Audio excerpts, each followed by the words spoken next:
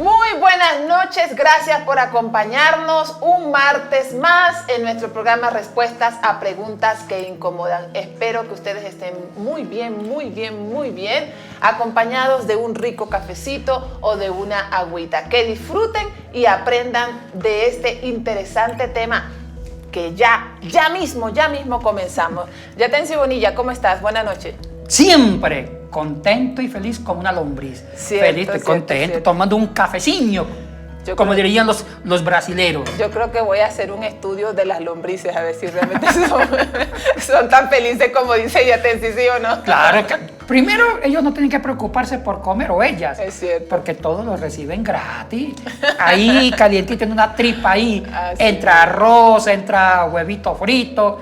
Dígame si no son felices. Cierto. ¿Sí? No pagan impuestos, no hacen paros, no, mejor dicho, qué rico. Y bueno, nuestra oración también por Ecuador en estos tiempos difíciles que estamos atravesando como país, como nación, que triunfe el diálogo y que reine la paz en cada uno de nuestros corazones. Gracias de verdad por acompañarnos desde diferentes partes del mundo. Gracias por los mensajes, agradecimientos, preguntas. Muchísimas gracias. De verdad que no tenemos palabras. Hoy tenemos una pregunta que envía Patricia Santana de Ecuador, específicamente de la ciudad de Guayaquil. Sí. Hermosa ciudad también, ¿no? Bonita ciudad. Allá parece que yo la conozco a Patricia de los suburbios, de por ahí por el Callejón Parra, por ahí. ¿Ya? Es una gran seguidora del programa, es de la Iglesia de Dios. Muy bien. La pregunta de hoy es, ¿cuál es el origen de los sacramentos católicos? Mire usted, Yatensi, creo que no hemos hablado sobre este tema en particular, pero de seguro que nos aguarda un aprendizaje bastante interesante. Sí, Yatensi, la teología de los sacramentos en la Iglesia Católica es una teología muy vital en la construcción dogmática teológica del quehacer o del catolicismo romano. Y los 7 sacramentos son parte de la vida pastoral, del laicado, del sacerdocio. Es un tema monumental. Y a veces cuando uno escucha así, a la ligera, el término o el tema, los sacramentos católicos, uno como que le quita importancia, le quita seriedad. Pero no, cuando uno revisa la teología del catolicismo romano, la teología profunda, hay una riqueza teológica bastante interesante que a veces se desconoce. Ya. ¿De dónde viene la palabra sacramento como tal? Bueno, el sacramento viene del latín. Ajá. Sacramentum es un término neutro. Pero el latín a su vez viene del griego. Ya. Mysterium. La palabra mysterium, terminado en omicroní, que es una palabra neutra. Mysterium significa secreto.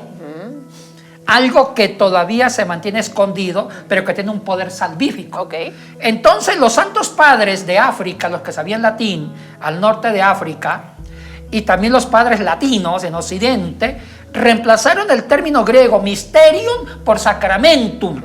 Ahora, ¿qué significa sacramentum? Lo mismo que en griego. Significa un secreto salvífico, un poder escondido que salva. Oigan, ahí está la palabra secreto. Y mire, el término es bíblico, Yatensi. Sí.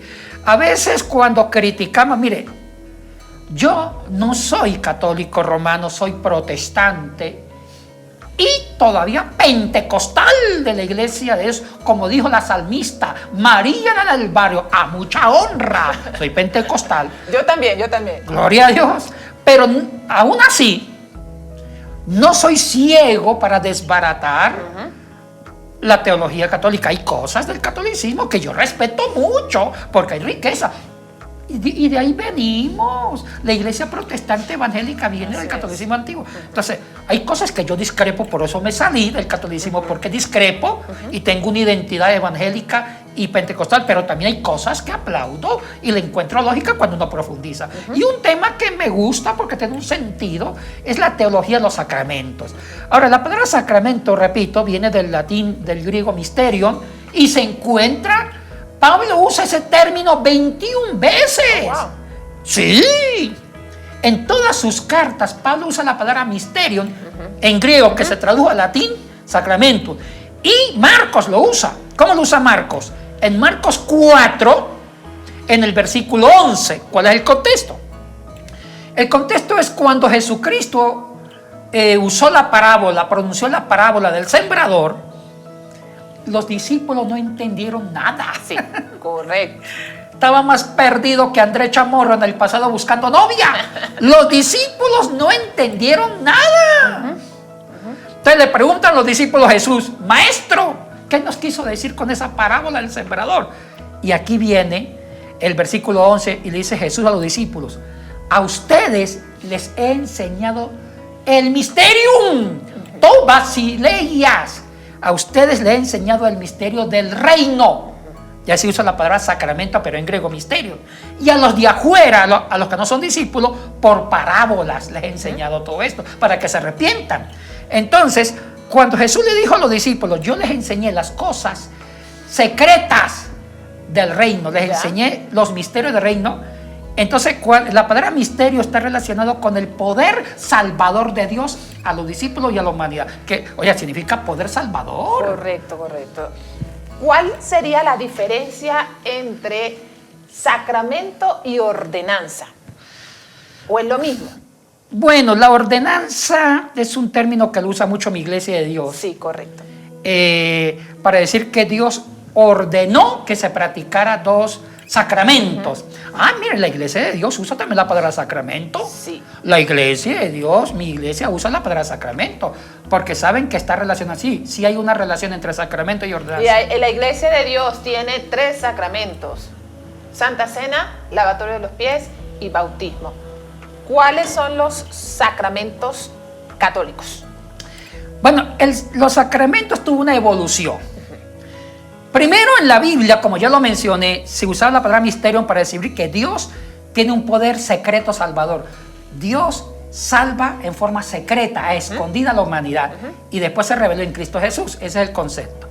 Y la Iglesia fue trabajando teológicamente en toda la historia. Primero, los santos padres: Ignacio de Antioquía, Ireneo de León, el pastor de Hermas. Los padres capadocios como Gregorio de Niza, Gregorio Nacianceno, Basilio el Grande. Ellos fueron definiendo poco a poco el sacramento como así. Ellos dijeron: el sacramento ya usaron el... Bueno, primero ellos no usaron el latín, usaron el griego mysterium. Dijeron: el mysterium o sacramento es la gracia invisible, es la gracia de Dios invisible, salvífica, una gracia que salva.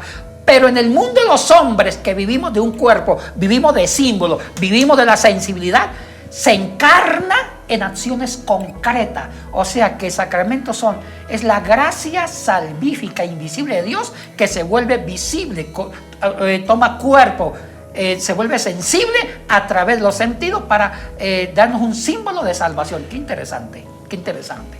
¿Hubo un padre en específico que dijo esas palabras o todos lo definieron igualmente? Porque me parece que cuando uno lee sobre los sacramentos católicos, el que más sobresale es San Agustín. Sí, Tertuliano empezó la definición. Un abogado. Y mire que Tertuliano le dio el concepto jurídico, porque era un abogado Tertuliano.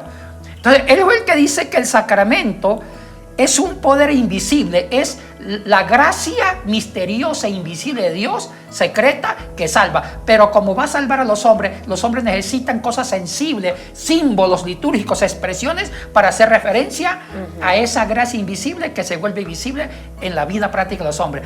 Y San Agustín, ya decía, explotó la teología del sacramento. Y usted lo dijo muy bien, él es el que hizo una teología más formal y empezaron la construcción de los 7 sacramentos. Y también la clasificación. Y más, eso fue en el periodo de la Iglesia escolástica y con el Concilio de Trento, que se formó los 7 sacramentos en 3 grupos. ¿Cuáles son esos 7 sacramentos? Mire, Yadis, aquí viene lo curioso. Los 7 sacramentos se clasifican en 3 grupos. Y los 3 grupos expresan la gracia salvífica de Dios. Primero, 3 sacramentos de iniciación de la vida cristiana. Qué interesante. 3. Después, cuando la persona se inicia en la vida cristiana, se vuelve cristiano, con 3 símbolos sacramentales, viene 3 sacramentos de sanidad.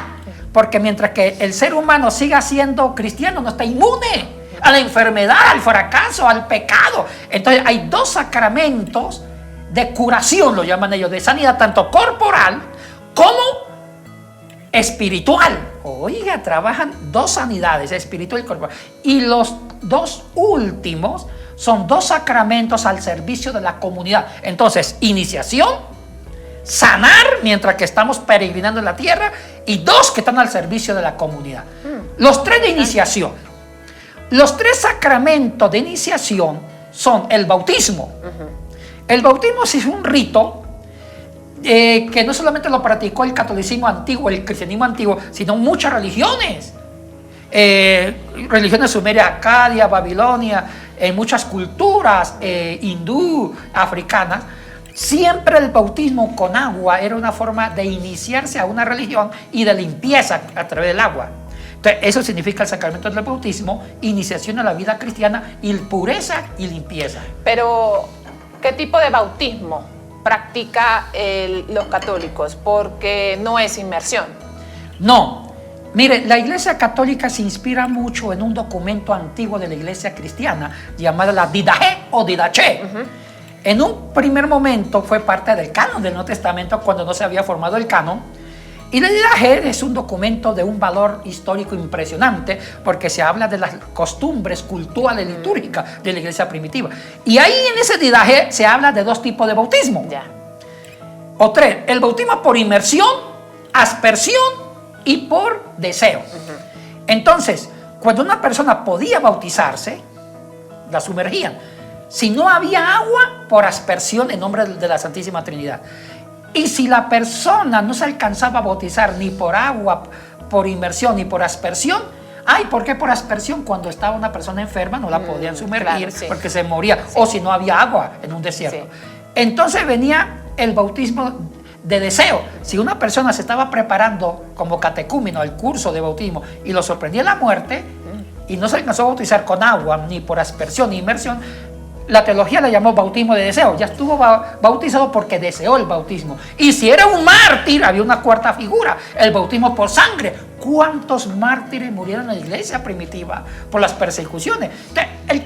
La Didache fue más amplia de conceptualizar el bautismo y la forma de bautismo. O sea, ellos no absolutizaron una forma, sino que volvieron más rico el significado. El bautismo puede ser por sangre, por deseo, por agua, y expresa el inicio de la vida cristiana y morir al pecado. ¿Pero eso se mantiene hasta el día de hoy? Sí. Porque se nota más que practican el bautismo por aspersión.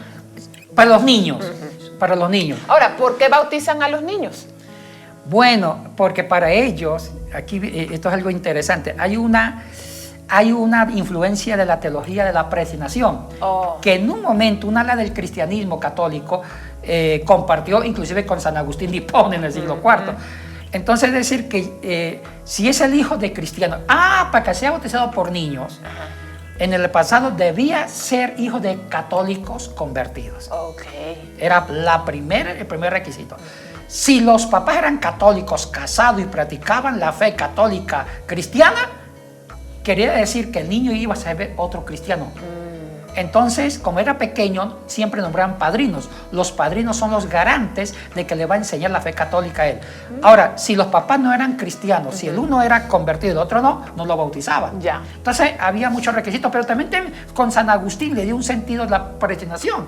Decía, ese niño ya fue escogido para ser salvo. Perfecto. Entonces, se mezclaron varias corrientes teológicas. ¿Cuál es el segundo sacramento en este grupo de iniciación?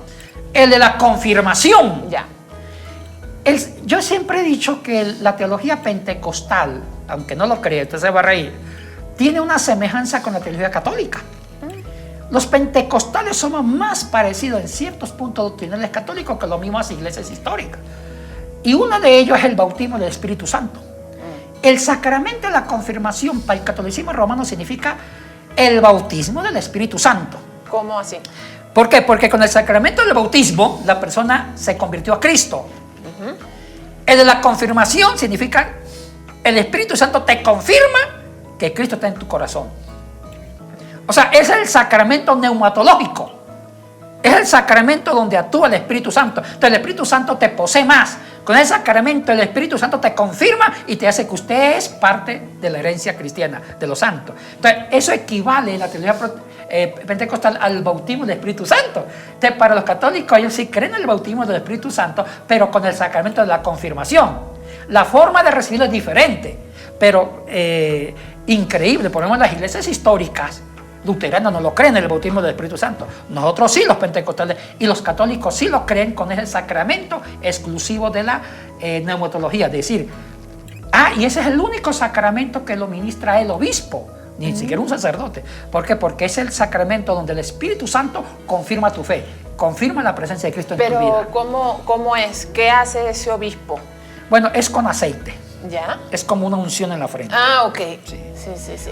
¿Usted nunca fue católica de niña? No, porque yo estuve desde la iglesia, en la iglesia evangélica pentecostal desde los 4 años de edad, imagínese. Yo sí lo fui y hasta llegué a la parte, ya, tener sotana. Pero eso significa ya. Ok. ¿El tercero cuál es? Bueno, de iniciación, la Eucaristía o Santa Misa. Es que el cristiano participe de los misterios salvíficos de Cristo en la cruz. Ya. Para ellos, la Santa Cena tiene un misterio de salvación, de santificación, de estar siempre participando de los misterios salvadores o salvíficos de Cristo, o de Dios en Cristo. Entonces, participar de la Eucaristía o Santa Cena, que nosotros llamamos Santa Cena, la iglesia es la Eucaristía y la Santa Misa, es que el cristiano participa de lo que Cristo hizo en la cruz. El cristiano entra al misterio salvador de lo que Cristo vivió en la cruz, llevarnos de la muerte a la vida, la pasión, la muerte y la resurrección de Cristo. Entonces, es otro sacramento de iniciación. ¿Por qué usan la hostia? Bueno, es que también tiene toda una fundamentación histórica. Ya. Porque en los tiempos de Cristo habían 2 fiestas que se unieron. La Pascua, que ya he hablado tantas veces, que era las hierbas amargas para asemejarlo a la dureza de la esclavitud y el Cordero de Salvación, pero se unió una fiesta agrícola que era panes sin levadura. Okay. Se unieron. Entonces, ahí los católicos usan los panes, la hostia sin levadura, porque la Pascua se comía panes sin levadura. Entonces, ellos lo simplifican con una hostia que no tiene levadura. Ahora, los creyentes católicos, ellos participan de la hostia, pero ¿participan del vino o no? No, bueno, eso depende del sacerdote. No está prohibido. Yo solía, cuando las pocas veces que ejercí, yo sabía darle vinito. Duré muy poco a los que participan, pero ¿por qué no puede participar generalmente no se puede, el hija. público? Es que casi no se ve. Es que imagínense las botellas de vino. Te matan con la hostia. Lo simplificaron, pero hay sacerdotes que sí dan vino cuando las iglesias son pequeñas. O por lo menos mojan la hostia en el vino. Sí. Pero dar vino a todo mundo. Imagínense, Andrés Chamorro siendo católico, se nos acaba el vino. Muy bien. El segundo grupo de sacramentos, ¿cuál es? El de sanidad. De sanidad, hay 2. Sí. El sacramento de la unción de los enfermos. La unción de los enfermos es para mí. Y este significa milagros. O sea que los católicos también creen los milagros. Igual que los pentecostales. Interesante. Entonces, la unción de los enfermos es una forma de implorar a Dios que el enfermo se sane. Ya. Entonces, cuando hay un enfermo, y casi antes se practicaba a los enfermos que ya estaban muriendo, le daban el sacramento de la transfusión o el sacramento de la unción, que es aceite en la frente, ungir al enfermito, como un símbolo, un signo de sanidad para que Dios haga un milagro. Ahora ya el sacramento está para cualquier tipo de enfermo. Si hay alguien que tiene una dolencia, llama al sacerdote y el sacerdote le da el sacramento de la unción para símbolo de sanidad. Y también hay un sacramento que es para sanar el alma, que es el sacramento de la confesión de la penitencia, que ya lo hablamos en el tema de la restauración, en un programa pasado. Solo que hay una diferencia con este sacramento de la sanidad o de los milagros, porque la iglesia evangélica cree que la sanidad de los milagros vienen de parte de Dios exclusivamente. En el caso de la Iglesia Católica, pues entonces allí también entra el obrar de los santos. Depende del sacerdote, hija. Los últimos sacerdotes solamente invocan a Cristo, ya, al Espíritu Santo, al poder de Dios en Cristo. Cristocéntricos. Son más cristocéntricos. Los sacerdotes antiguos saben algunos invocar la ayuda de... Primero parten con Dios. Ya. Y después, porque ellos siempre ven que los santos son intercesores en el cielo. Oh, ya. Entonces ahí invocan a San Martín de Porres, a San Antonio, a San Andrés Chamorro, a San Yatensi Bonilla, a Santa Yadeya, a todos los santos, a San Francisco. Ok. Entonces, pero ya depende mucho del sacerdote. Ok. Este sacramento de la confesión, ¿es parte de este grupo de sanidad o milagro o a qué grupo pertenece? No, del milagro del corazón. Ok. Porque esos dos sacramentos, el uno es sanidad corporal, Ajá. la unción, el otro es la sanidad por dentro del alma, Oh, ya. con el pecado. Entonces, el sacramento de la confesión es cuando se peca y usted busca un sacerdote para contar vergonzosamente su pecado y recibir en nombre de Dios el perdón con una penitencia. Entonces, esto es para sanar el alma. Ok. ¿Cuál es el tercer grupo de sacramentos? Es al servicio de la comunidad y hay dos. Sí. La ordenación sacerdotal o diaconal u obispal y el matrimonio. Ok. Bueno, los dos yo creo que el primero tiene una connotación más de servicio a la comunidad, porque la vocación del presbítero, del sacerdote, del obispo, del diácono es servir. E inclusive ellos llevan al extremo. Ellos se casan con la iglesia renunciando a un matrimonio. Sí. Un sacerdote renuncia a un matrimonio con un voto, cuando son religiosos, con un voto de consagración a Dios, con el voto de castidad, aparte de pobreza y obediencia. Sí. Los sacerdotes de parroquia, los diocesanos, hacen más una promesa. Entonces ellos renuncian a una esposa, a una familia, para casarse con la iglesia y estar al servicio de la comunidad. Entonces, eso es el significado teológico. Ahora, Yadesi, más allá que estemos de acuerdo, eso quiero aclarar. Yo estoy transmitiendo, eso que quede claro, sí, la teología y los sacramentos. No estoy diciendo si estoy de acuerdo con los sacramentos. Estoy transmitiendo.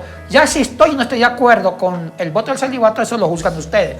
Yo transmito la intencionalidad de la teología católica para fundamentar el servicio a través del sacerdocio de la ordenación. Y de hecho, esta es la naturaleza del programa, responder a las preguntas que nos envían.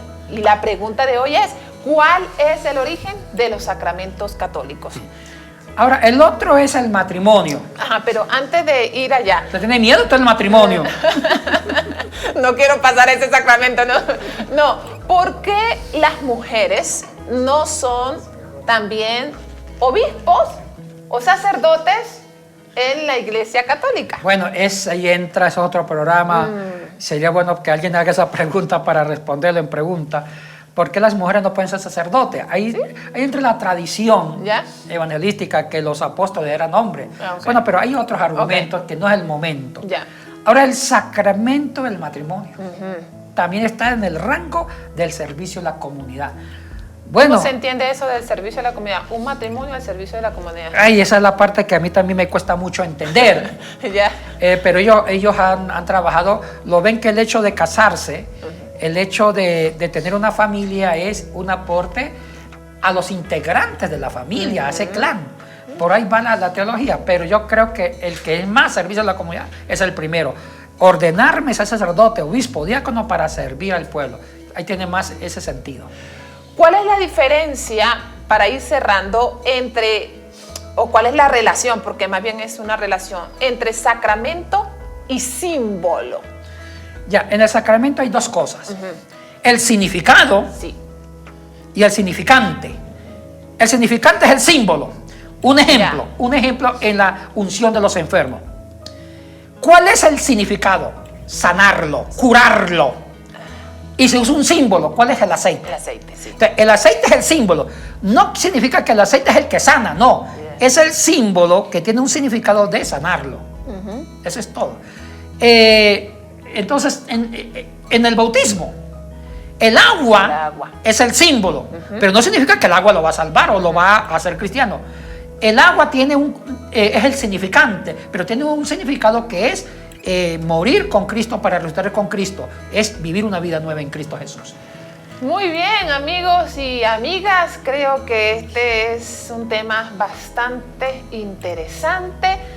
Hay una pregunta que queda en el aire de por qué las mujeres no pueden ser obispos o sacerdotes en la Iglesia Católica. Y a mí sí me gustaría de manera personal, Yatensi, que en algún momento respondamos? Haga la pregunta, mándela. Yo misma voy a hacer la pregunta, sí, para que ahí animar al doctor a responder. Bueno, queremos enviar un saludo muy especial a Cristian Jiménez de Costa Rica. Es uno de nuestros seguidores, Yatensi. Emocionado estaba cuando se encuentra con uno de los integrantes de nuestro equipo. Andrés Chamorro fue a Costa Rica. Correcto, y se encuentra con él y ahí él pues se emocionó. Un saludo muy especial. Que Dios te bendiga y gracias por seguir, por tu apoyo a este programa de respuestas a preguntas que incomodan. También queremos informar, Yatensi, del descanso de verano. Este mes de julio vamos a descansar. Vamos a tomar un receso, no vamos a transmitir el programa de respuestas por unas 4 semanas y vamos a regresar en el mes de agosto. Además de que estamos ya en preparativos para la graduación de Semisud, se va a realizar el 9 de julio, sábado 9 de julio a las 10 de la mañana en Semisud. Y también va a ser transmitido, así que si ustedes nos quieren acompañar, pues serán bienvenidos. Ahí esta graduación, hay estudiantes que viven en otras provincias, entonces eso va a ser virtual. Sí. Van a asistir presencial los que viven en Quito. Lo más cerca. Sí, lo más cerca. Sí. Antes de terminar, usted estuvo de cumpleaños, Yatensi Bonilla, la pasó genial. Feliz como una lombriz. Muchas fiestas. Muchas fiestas. Muy bien. Es que usted es muy querido. Mucha comida. Es cierto. Mis amigos me invitaron a comer, almuercito. Ya. Muchísimas gracias. Hasta usted también. Yatensi. Hasta usted me invitó a cenar. Es cierto. Almorzar fue Andrés Chamorro, mi jefe. Nada. Oiga, Nada. pero ¿cómo así? Pero parece que sí, Yatensi, parece que ya. sí se acordaron. Con Francisco. Gracias, chicos. Feliz cumpleaños, Yatensi Bonilla. Que Dios le bendiga. Vamos a cantar el cumpleaños. ¿Les parece bien? Acompáñennos, por favor. Cumpleaños feliz, te deseamos a ti. Cumpleaños, Yatensi, cumpleaños feliz. A soplar. A ver. Yo tengo mi forma de soplar más seguro. Muy bien. Aún sopla el doctor. ¡Ay, va de largo! ¡Mal testimonio! Feliz cumpleaños, Yatensi. Acércate un poquito más para acá, Francisco, para que ¿Puedo puedas dar unas salir. palabritas Claro como dijo que el sí. borrachito y ¡prum! Se cayó? Chicos, muchas gracias por mi jefe del programa, Andrés, Francisco, gracias por ayudarnos, mi compañera de fórmula, Yada, y a todos ustedes por seguirnos. Si no fueran por ustedes, el programa no tuviera vigencia. Gracias por querernos, por orar mucho por el programa, y les mandamos un fuerte abrazo de parte del equipo. Y vengan al Semisud, vamos a estar con la graduación, armando los nuevos cursos del Semisud. Andrés, que se viene la licenciatura. Ahí tenemos, como le dijo mi tío a mi tía, cositas preciosas. Se viene. Sí mismo. Muy bien, amigos y amigas, que Dios les bendiga y les vemos nuevamente en el mes de agosto. Shalom. Chao, chao.